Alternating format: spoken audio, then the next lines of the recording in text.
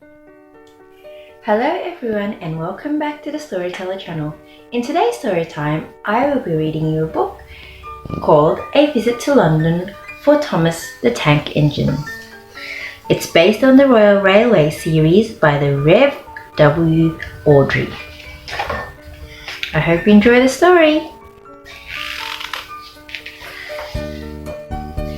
A Visit to London for Thomas the Tank Engine.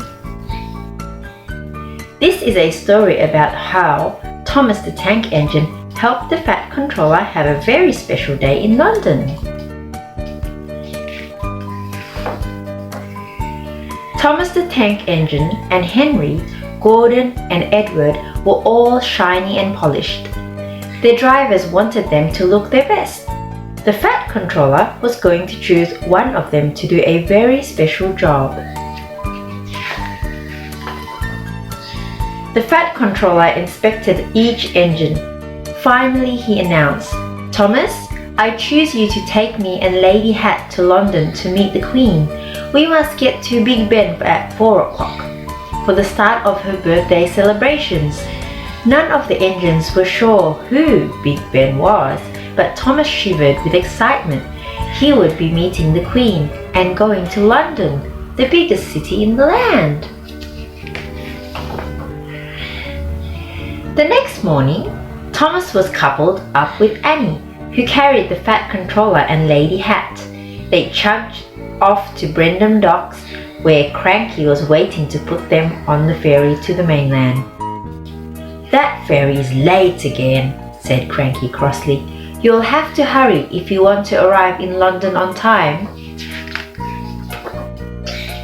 On the mainland, Thomas puffed through the countryside and passed a big train going the other way. "Beep beep," called Thomas. "Whee," the train whistled back. Mustn't be late," Thomas puffed. "It's already 2 o'clock. Hurry, hurry, hurry," he panted as, at last, roofs and chimneys came into sight. "Good work, Thomas," said his driver. "We've arrived in Greenwich. That building is the Royal Observatory. They have a telescope that can see all the way to the stars." "Can it see as far as Soda?" Thomas asked. "Much further," laughed his driver. At the River Thames, Thomas was told that they would be finishing the journey by boat. Thomas saw a big sailing ship. "Is that the boat?" he wondered. "No," said the driver, smiling. "That is a very old ship called the Cuddy Sark. It used to bring tea all the way from China." Thomas had never heard about so many faraway places in just one day.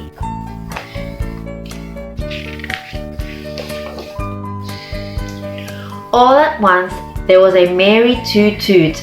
"I'm Dilly," said a friendly barge. "I'll take you into London and show you into some sights along the way."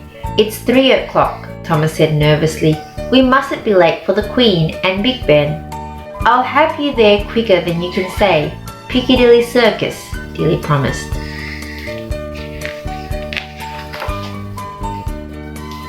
With Thomas and Annie safely aboard, Dilly set off. A big bridge loomed up in front of them. To Thomas' amazement, it opened up to let them through. "This is Tower Bridge," Dilly told him, "and there is the Tower of London.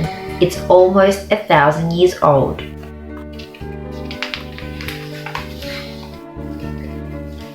"That's the Sard," said Dilly. "It is the tallest building in London." The dome is St. Paul Cathedral," Dilly said. "It was built after the Great Fire of London more than 300 years ago." "That big wheel is the London Eye," Dilly went on. "From the top, you can see all over London."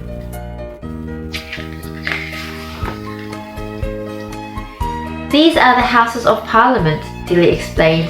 "This is where laws are made, and there is the Elizabeth Tower with its huge bell, Big Ben." Suddenly there was a loud bong, bong, bong, bong. 4 o'clock, said Dilly. We're right on time. So that's Big Ben, laughed Thomas, looking up at the big clock. As Dilly pulled up at Westminster, the royal party came out onto the terrace. The Queen thanked the Fat Controller for running such a fine railway. I couldn't do it without Thomas and my other really useful engines, replied the Fat Controller. Thomas beamed from buffer to buffer.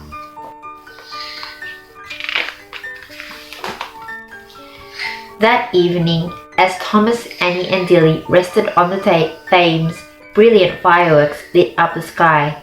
Crackle, whoosh, boom. Thomas couldn't wait to tell his friends on Soda about Big Ben, meeting the Queen and everything he'd seen in the biggest city in the land. I hope you've enjoyed the story. For more exciting stories, please remember to like and subscribe at the Storyteller channel. Bye for now!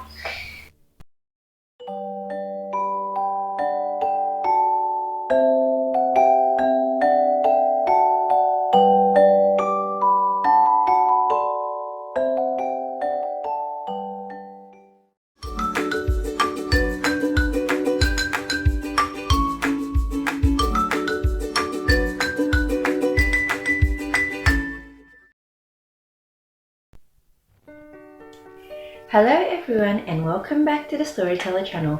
In today's story time, I will be reading you a book called A Visit to London for Thomas the Tank Engine. It's based on the Royal Railway series by the Rev. W. Awdry. I hope you enjoy the story.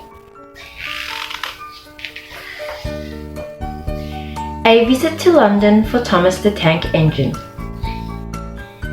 This is a story about how Thomas the Tank Engine helped the Fat Controller have a very special day in London.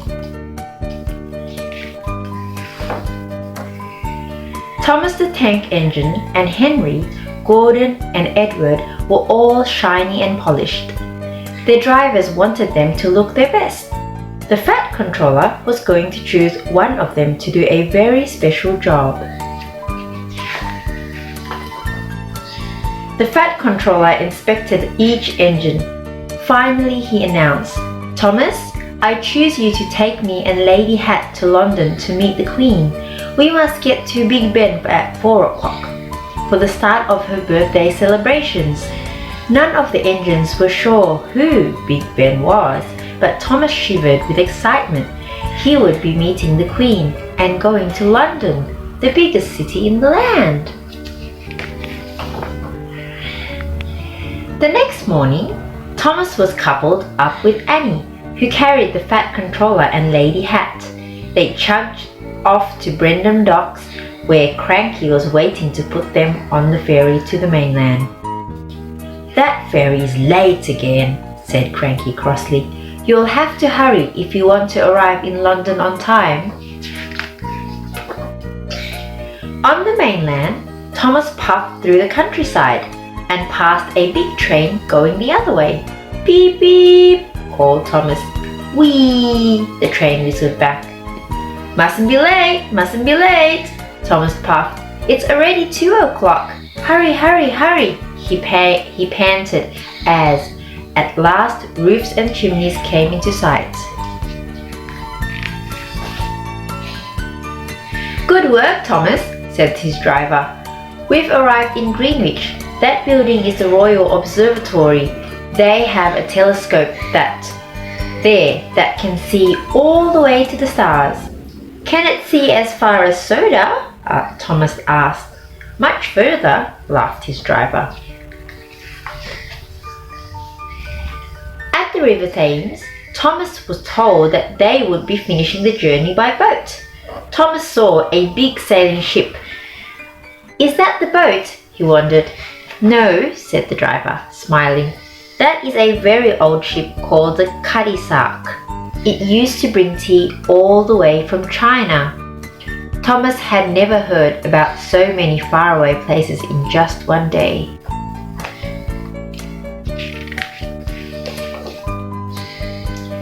All at once, there was a merry toot toot. "I'm Dilly, said a friendly barge. I'll take you into London and show you into some sights along the way. It's 3 o'clock, Thomas said nervously. We mustn't be late for the Queen and Big Ben. I'll have you there quicker than you can say. Piccadilly Circus, Dilly promised.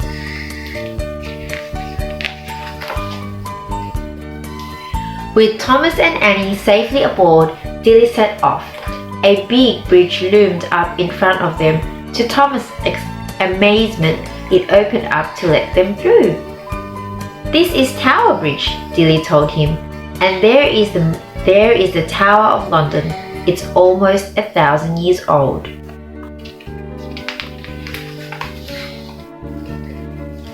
That's the Sard, said Dilly. It is the tallest building in London. The dome is St. Paul Cathedral, Dilly said. It was built after the Great Fire of London more than 300 years ago. That big wheel is the London Eye, Dilly went on. From the top, you can see all over London.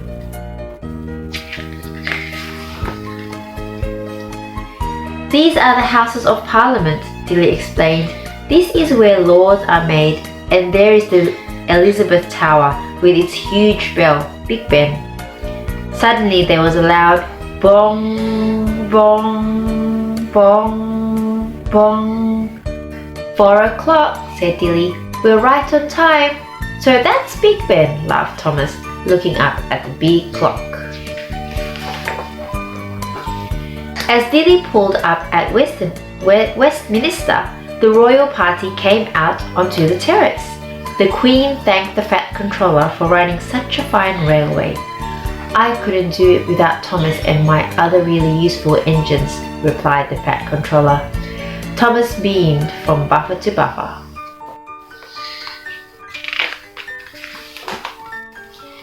That evening, as Thomas, Annie and Dilly rested on the Thames, brilliant fireworks lit up the sky. Crackle, whoosh, boom.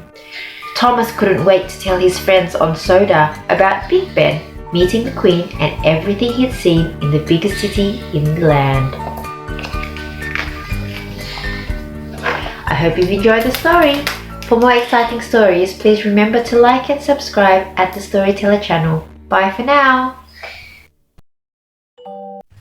Hello and welcome to the Storyteller channel.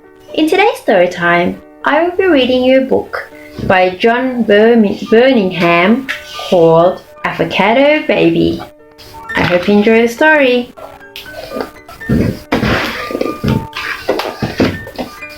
Avocado Baby by John Birmingham.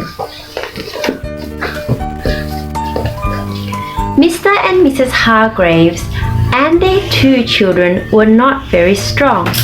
Mrs. Hargreaves was expecting another baby, and they all hoped it would not be as weak as they were.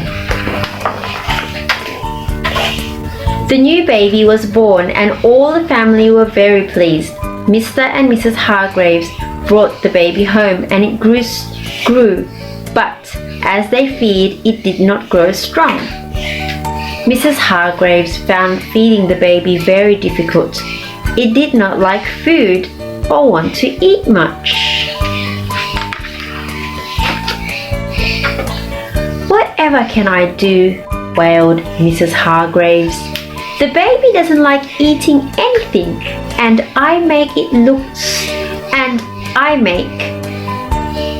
it looks so weak. Why don't you give it that avocado pear? Said the children. In the fruit bowl on the table there was an avocado pear. Nobody knew how it had got there because the Hargreaves never bought avocados. Mrs. Hargreaves cut the pear in half, mashed it and gave it to the baby, who ate it all up. From that day on, an amazing thing happened. The baby became very strong. It was getting so strong it could break out from the straps on its high chair, pull other children uphill in a cart, wrench off the side of its cot, and each day Mrs. Hargraves gave the baby avocado pear. One night, a burglar got into the house. The baby woke up and, hearing the burglar moving about downstairs, leaped out of its cot.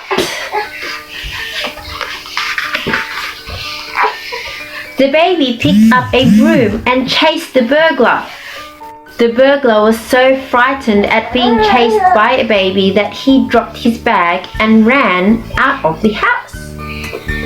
The next day, Mr. Hargraves put a notice on the gate that should keep the burglars away. He said, "Beware of the baby."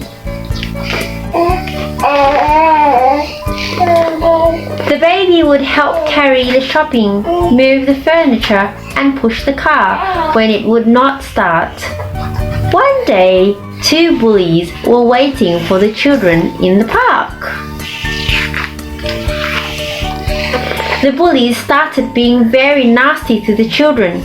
The baby did not like that and jumped out of its pushchair.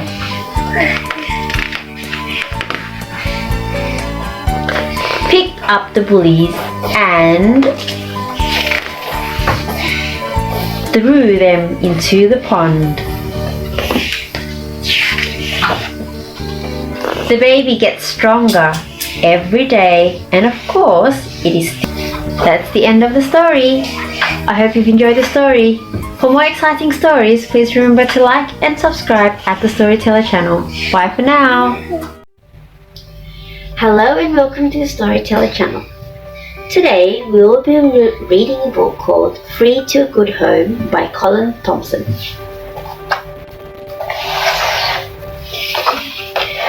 Free to a Good Home by Colin Thompson. The Smiths were not like other families. They collected strange and unusual things because Mr. Smith always said you could never tell when something might come in handy.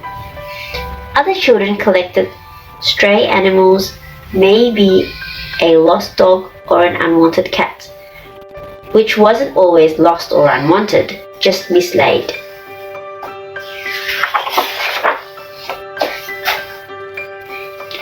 But the Smiths' children, Peter and Sally, collected an old lady.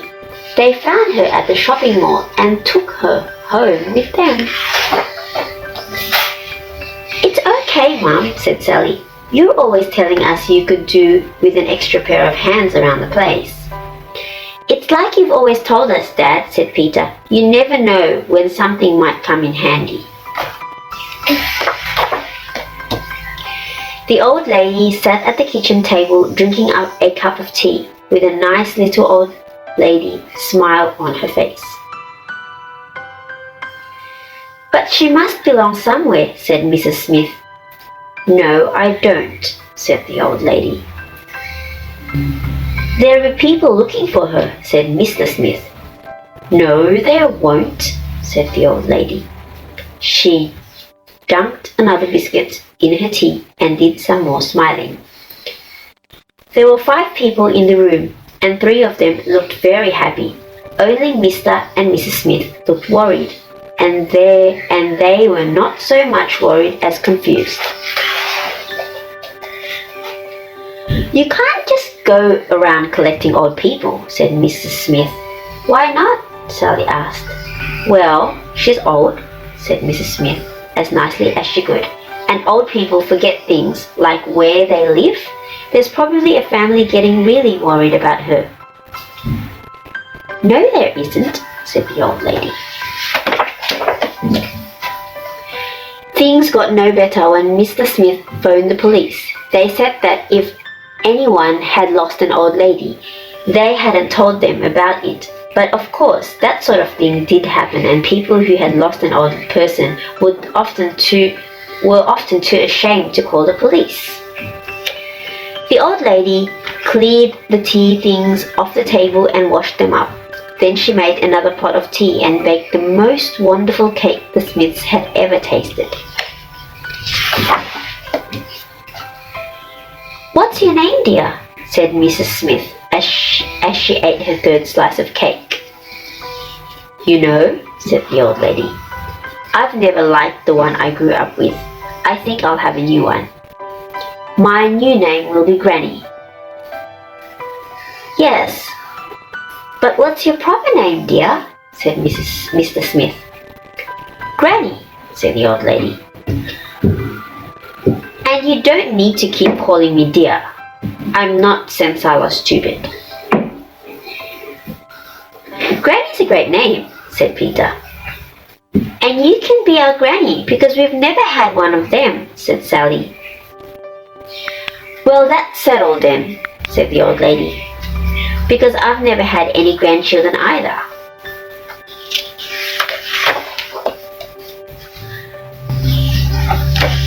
When the children were asleep and the old lady was tucked up in the bed in the spare room, which wasn't spare anymore, Mrs. Smith said, "Maybe we should take her back to the shopping mall and creep off and leave her there." "But what about the children?" said Mr. Smith. "No, I don't think we should do that to them." "Very funny," said Mr. Smith. "What I mean is the children seem to be really fond of her, and after all, they've never had a granny before, and neither have I." Mr. Smith's parents had fallen down a very deep hole when he was only 5 years old. They had been out looking for their parents, who had also fallen down the same very deep hole. This meant that although Mr. Smith's parents had found his grandparents, Mr. Smith had grown up as an orphan.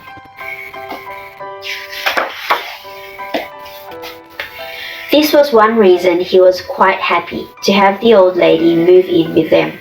Mrs. Smith should have been equally happy because she was an orphan too, but just collecting an old lady, like you might collect your dry cleaning, took a bit of getting used to. Mrs. Smith's parents and grandparents had not fallen down a very deep hole. That would have been an unbelievable coincidence. No, they had been abducted by aliens and were now living as exhibits in a zoo on a planet many light years from Earth. The old lady bought Mr. and Mrs. Smith's tea in bed the next morning. She gave the children breakfast and got them off to school while Mrs. Smith relaxed in the warm bath with extra lavender oil. Later, Mrs. Smith said, "Now I'm worried about something else." "You like worrying about things," said Mr. Smith. "It gives you a huge sense of achievement when you find a way to stop worrying about them." "No, I don't," said Mrs. Smith. "But supposing we let her stay and we really get fond of her and then something comes along and takes her away?" I don't think she'd want to go," said Mr. Smith, looking out the window to where the old lady was sitting in the middle of the grass sharpening the blades on the lawnmower. "She looks as if she's never been so happy in all her life," and she hadn't. When the children came home from school, Granny showed Mr. Smith how to make a fantastic steak and kidney pie. She showed Peter how to do his 19½ times table and taught Sally all the tenses of the verb borrow in French and Spanish. Then she put up the kitchen shelves that had been waiting in their box for so long that 3 generations of mice had been born there.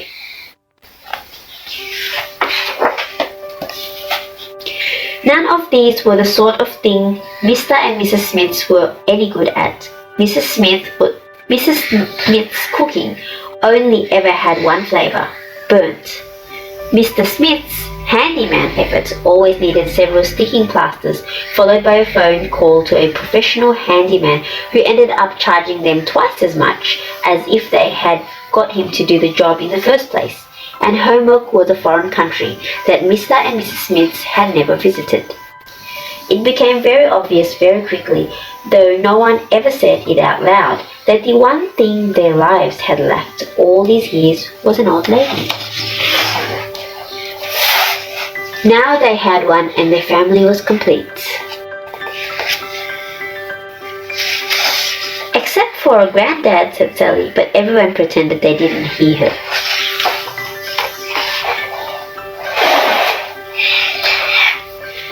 Thank you so much for watching. For more exciting stories and books, please remember to like and subscribe at the Storyteller channel. Bye for now.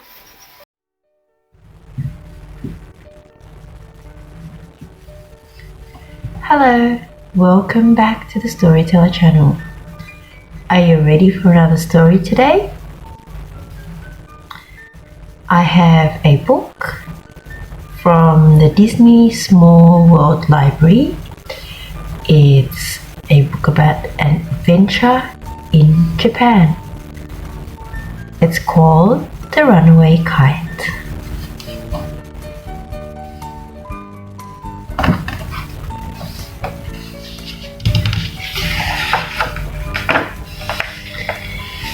The Runaway Kite, an adventure in Japan, from the Disney Small World Library.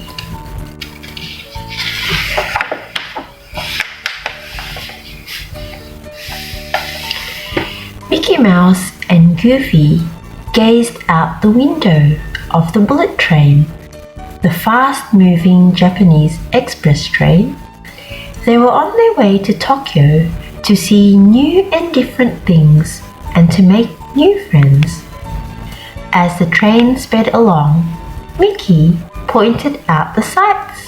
"Look, Goofy, there's Mount Fuji," he said. "It's the highest mountain in Japan." "Where?" asked Goofy, scratching his head. "This train is moving so fast, I can hardly see a thing."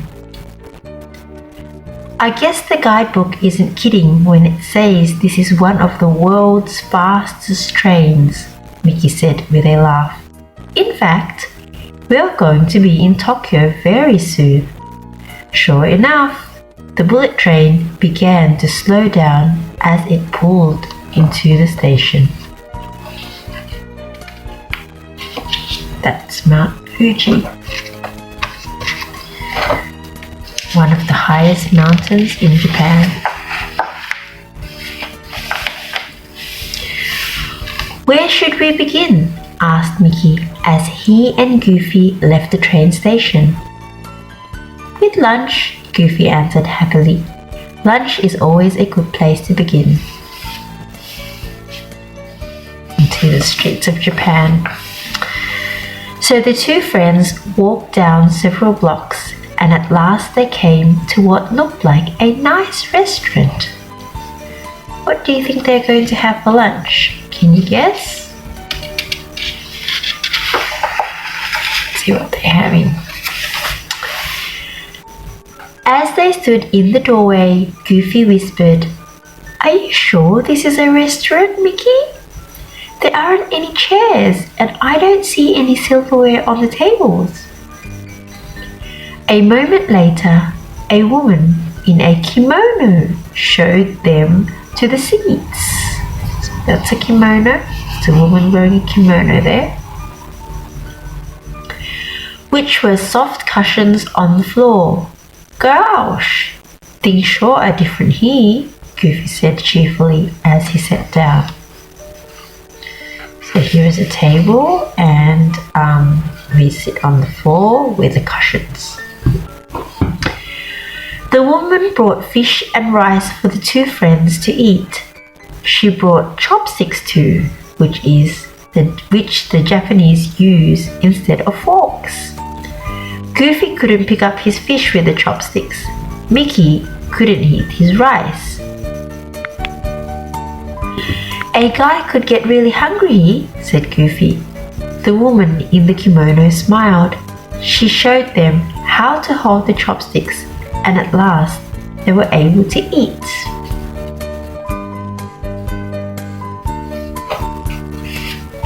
You see Goofy eating some sushi there, and there's a bit of soy sauce and wasabi, and they're also using chopsticks. Yum!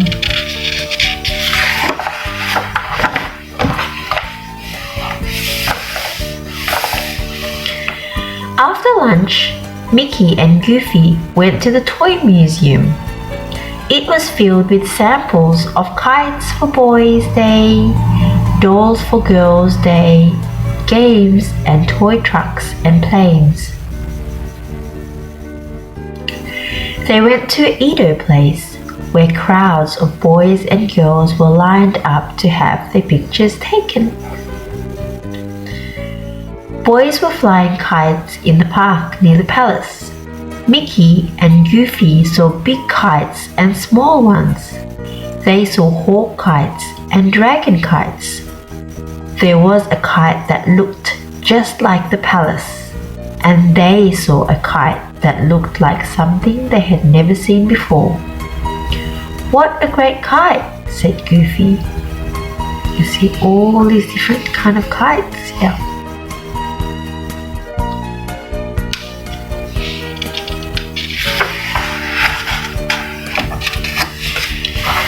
The boy with the lunchbox with the box kite grinned. "Tomorrow I will enter this in the kite contest," he said. "A contest?" echoed Mickey. "Someone is having a kite contest?" At that, 3 or 4 boys crowded close. "It is for Boys' Day," said one of them. "Do you see the carp streamers on those houses?" asked another. "Those are for Boys' Days too." "On Boys' Day, there is a carp on every house for each boy that lives there," said a third boy. "The carp is our symbol for strength, and every Japanese boy hopes he will grow up to be strong and brave like the carp," he added proudly. He's on top of the roof. That's interesting.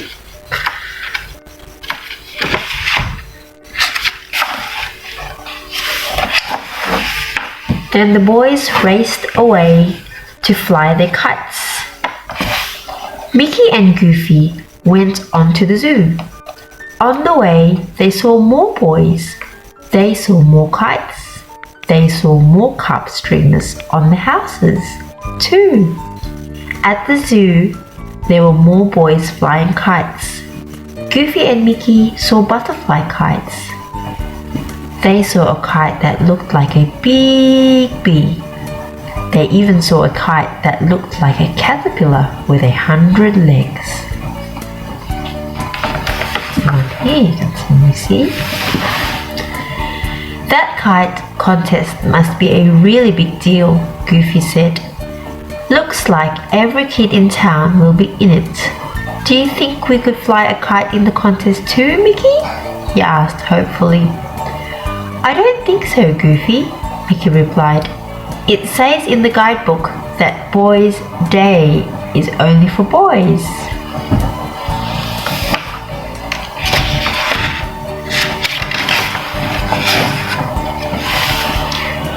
"Okay, so we won't be in the contest," Goofy said. "But let's go get a kite and fly it anyway." "Good idea," Mickey agreed. They hurried to a toy store, but they were too late. The man who owned the store had sold his last kite just that morning. By now, Goofy had his heart set on flying a kite. "I know," said Mickey. "Let's make one that looks just like the box kite the boy we met earlier was flying. It will fly as well as anything we could buy." So Goofy and Mickey found a store where a shopkeeper sold them paper, bamboo sticks, glue and string. They bought everything they needed to make a box cut. Let's have a look how their kite is going to look like. Wow, so they've got all the materials ready to make the kite. Where shall we go to make our kite, Goofy? Asked Mickey. How about the park over there? Goofy replied. Good idea, said Mickey. Come on. They walked over to a quiet part of the park.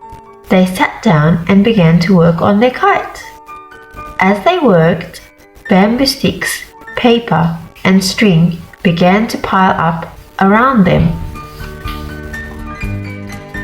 Perhaps it was not so easy to make a kite. Just then, a friendly police officer walked by. What's the matter? He asked.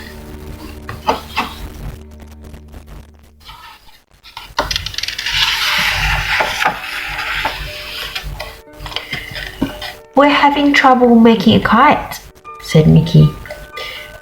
The policeman showed them how to tie the bamboo sticks together and to glue on the paper. Then the policeman showed them how to write the Japanese symbols for good luck and happiness to decorate their kite. Mickey and Goofy thanked the policeman for his help. At last, their kite was ready to fly.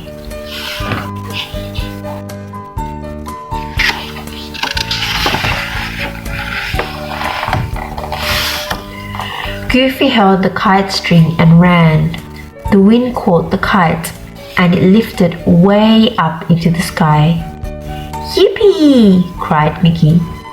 Goofy ran faster and faster, gazing up at the kite as it blew across the sky, but he wasn't watching where he was going. And crash! He tripped and fell flat on the ground. Oof! He groaned, letting go of the kite string. Oh no! Cried Mickey. The wind whirled the kite away above the rooftops. Stop! Shouted Mickey. Come back! Called Goofy. Where do you think the kite is going to head? Let's take a look. The wind is blowing it fast.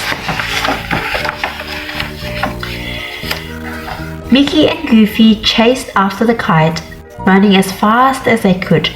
They raced through crowds that filled the busy streets. The two friends ran across bridges and rushed through parks and past people, never losing sight of their kite for a moment. Suddenly the wind changed. The kite began to fall, plummeting through the sky until it disappeared behind a wall. Oh my goodness! Where do you think the kite is going to be?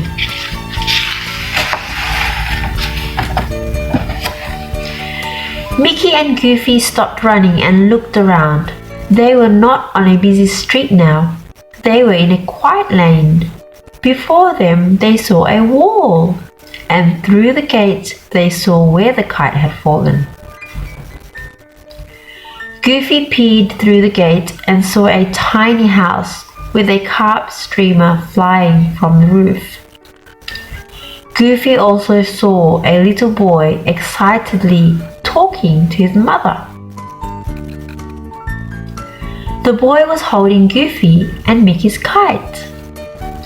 Look, said the boy, it dropped from the sky. Kites do not just drop from the sky, Kenji, said his mother. It must belong to someone.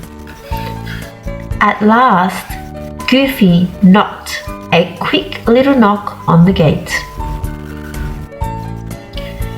Kenji turned to look at him. Oh, he said, this is your kite, isn't it? Yep, replied Goofy. My friend Mickey and I made it, but it ran away.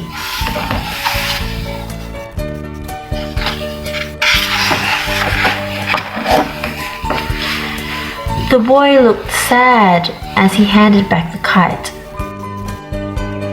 If it were my kite, I could enter the contest tomorrow, said the boy slowly. Don't you have a kite of your own? Mickey asked. The boy did not. I waited too long, he said. When I went to the toy shop, all the kites were gone. I made one, but it wouldn't fly. Gosh, said Goofy. Then he thought for a minute. Our kite can fly, and we really wanted to enter it in the contest. But we can't be in the contest, Mickey began. Unless we find a boy who can fly our kite, Goofy added. Want to be our partner, Kenji? He asked the boy. You can fly the kite, said Mickey. Goofy and I will cheer. You mean it? Asked Kenji joyfully. He was all smiles. We mean it, said the two friends. That was such a lovely thing to do, isn't it? Share the kite. So the next day, Kenji flew the kite. Mickey and Goofy cheered. Perhaps theirs might not have been the most beautiful kite in the contest. It might not have been the biggest, but Mickey and Goofy didn't care. They knew their kite was a wonderful kite because it helped them make a new friend in a faraway place.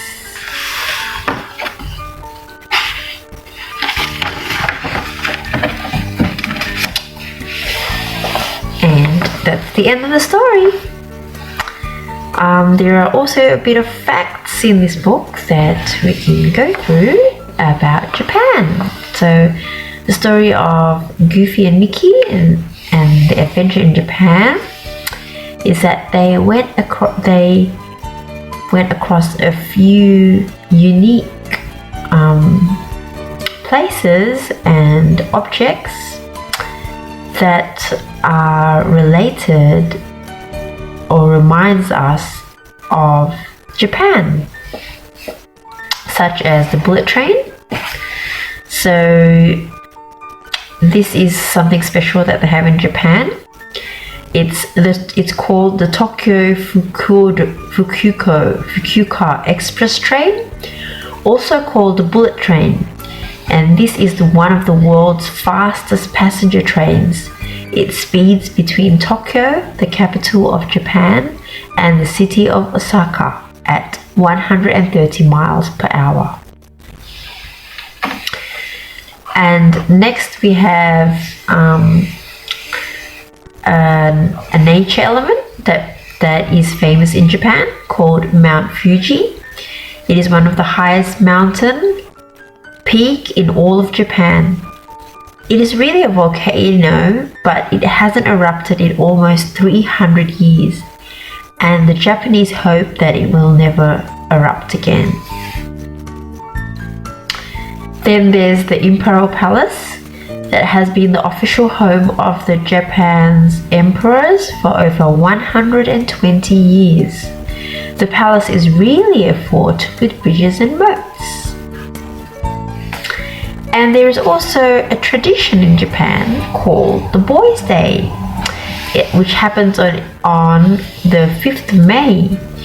So for each son in the household, they would place a carp streamer, which is flown from the roof of the house. And on Boys' Day, boys fly kites and display dolls of great warriors and heroes. Japanese girls also have their own day too. It's called the Girls' Day. It's on March 3, where girls invite friends to see their beautifully dressed dolls and eat special rice cakes called hisimochi.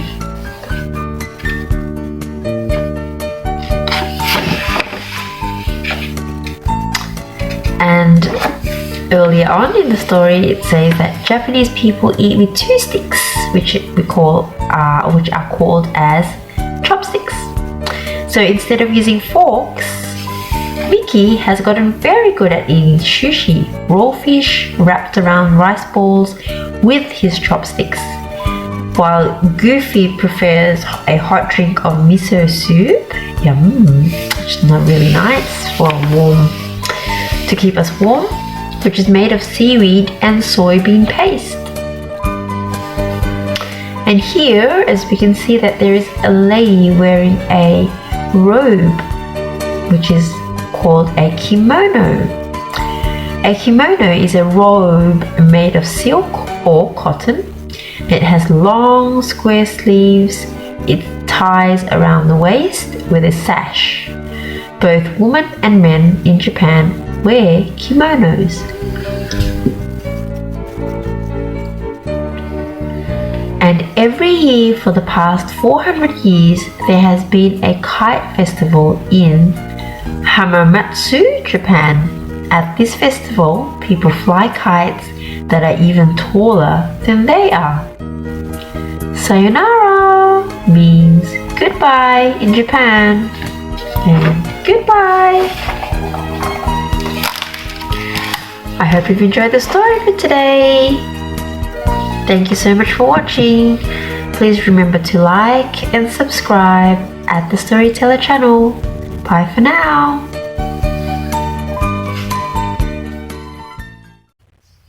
Hello and welcome back to the Storyteller channel. Today's story would be about Come Over to My House.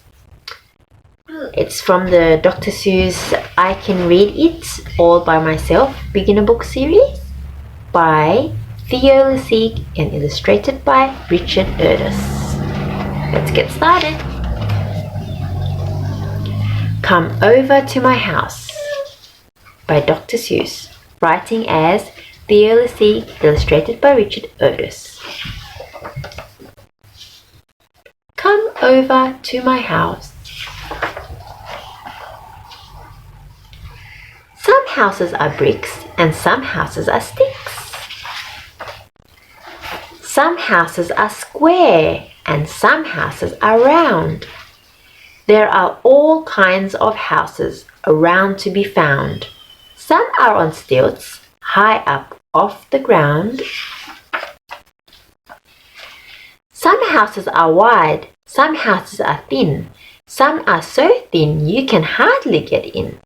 But wherever you go, you will hear someone say, "Come over to my house, come over and play." Come over to my house, the fishing is great. They bite all the time and you don't have to wait. Come over someday and bring plenty of bait. My house has a kite that can whistle and sing. Come over someday and bring plenty of string. My house has so many big pine trees outside. You can slide on my wonderful pine needle slide.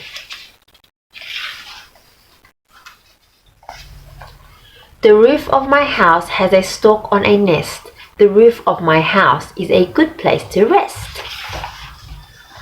You can play on my roof, but my house is so tall, it's a long way downstairs to go after the ball. My house is bright pink and it's happy and gay. Our streets are wet water. We like it that way. Come up on my porch and I'll give you a treat. Spaghetti we'll eat. And we'll eat and we'll eat. We'll eat 20 miles of it. We'll eat a ton. Food at my house is such wonderful fun. Come over to my house and sit by the fire. My fire burns trees and it's hotter and higher. Our fire's in a stove. It makes beautiful heat. Come over, and warm your cold feet.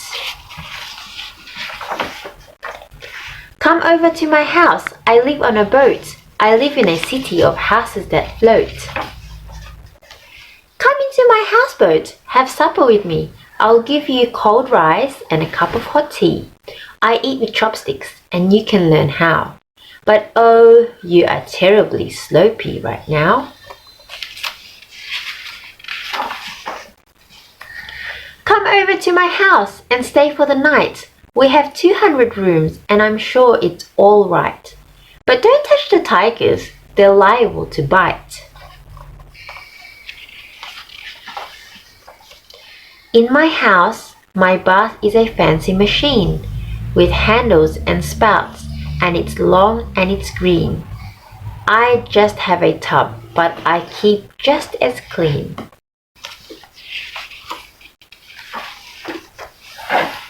At our house, hot water comes out of the rocks. It's handy for washing ourselves and our socks. Come over to our house. You'll like our bath too, especially if you have some laundry to do. Over at my house, you'll eat funny fruit. You'll ride on my llama and toot on my flute.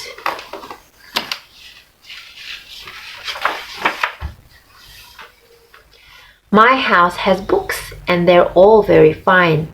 I'll learn to read yours if you'll learn to read mine.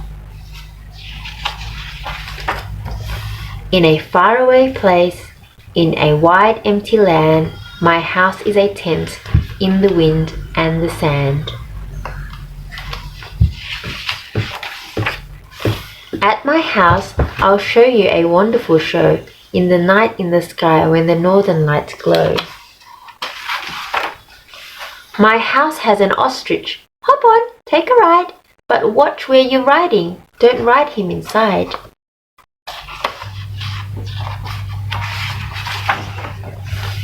In front of my house lives a red kangaroo, 2 koala bears, also an emu or 2.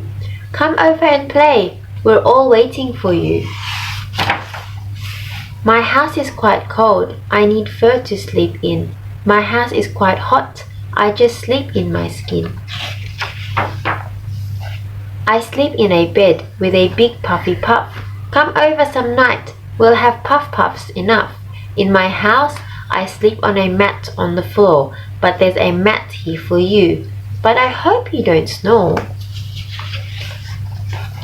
Come over to my house and we'll milk a cow. It isn't too hard and it's time you learned how. You can milk goats at my house. So come with your pail. It's easy. You'll find the milk back near the tail. My house has a reindeer. Come on, don't be shy. Step up and start milking, boy. Give it a try.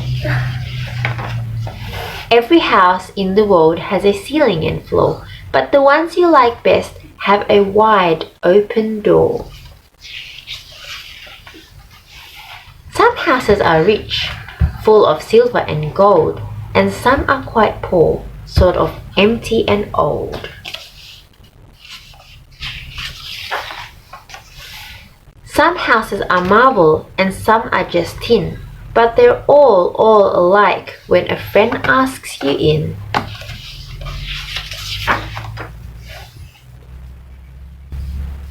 There are so many houses you'll meet on your way, and wherever you go, you will hear someone say, "Come over to my house, come over and play."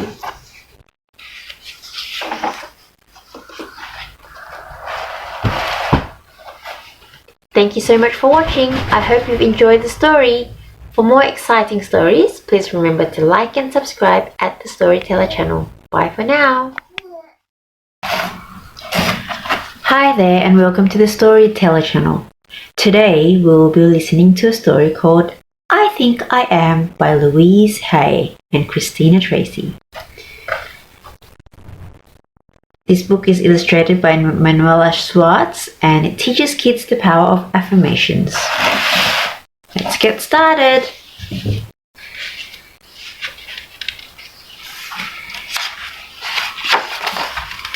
I think I am.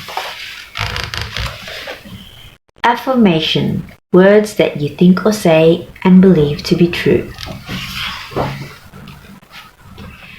Did you know that the things you think and say have the power to make a big difference in your life?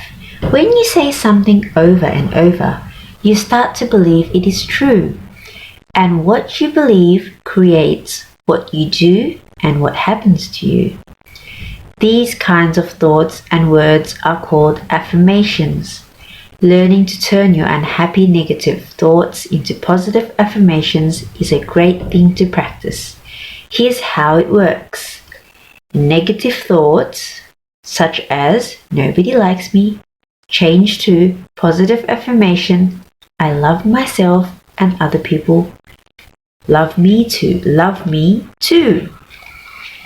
Positive things happen, such as, hi, want to be friends? The more you can learn to do this, the happier you will be. Keep reading to see more examples of kids turning negative thoughts into positive affirmations.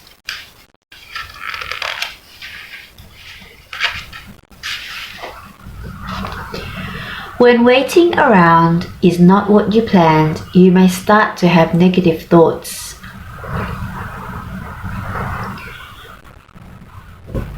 Such as, this line is so long, we will never get in the fair. Picture the fun you will have and say, I make today great.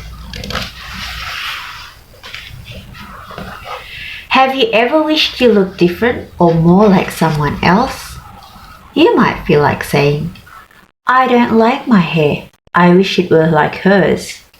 Instead, look in the mirror every day and repeat, I love myself just the way I am.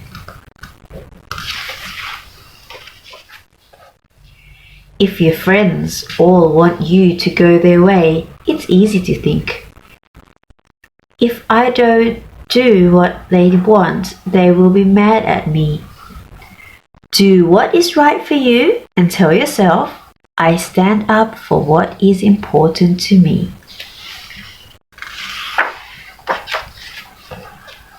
When you don't want to pay attention, you may believe, this isn't about me, so I don't need to listen.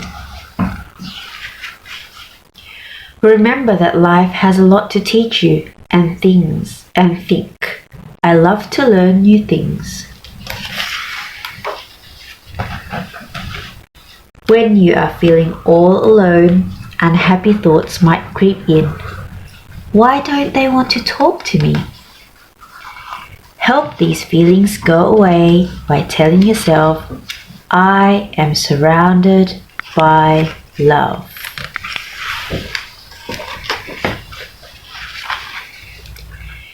If it seems easier to sit back and watch than to help, you may think, I wish someone would help him get on that pony. Change your thought and say, I happily help wherever I can.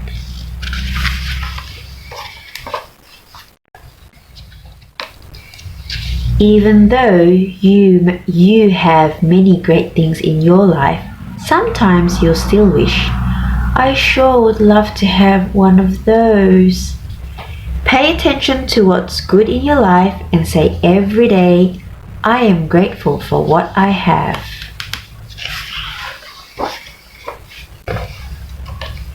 Have you ever done something you wish you hadn't?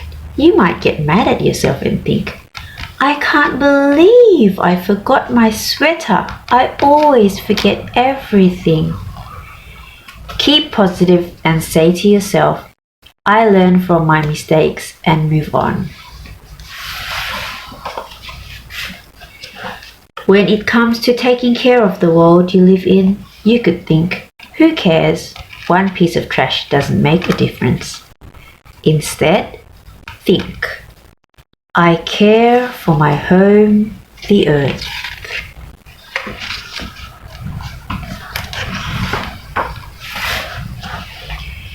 If people around you have nothing good to say, it can bring you down.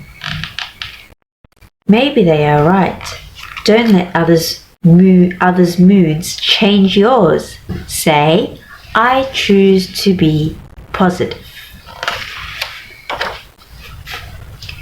You might think you are not creative and that other kids have better ideas than you. I can't decorate my bike. This is going to look awful. Don't give up. Say to yourself, I am filled with creative ideas. When you see kids who look or act different from you, you might say to yourself, I hope I don't have to ride with them. Try to look past the differences you see on the outside. Think, I see the best in everyone.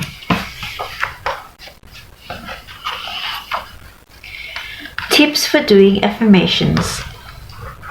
You can make up your own affirmations for anything you want to change in your life. For example, the first one would be always start an affirmation with positive words such as I can, I am, I will, I have. Secondly, say your affirmation over and over whenever you think of it. Say your affirmation especially when you are having a lot of unhappy or negative thoughts. Fourthly, look in the mirror and say your positive affirmations out loud. Fifth would be write your affirmations down in a notebook or journal.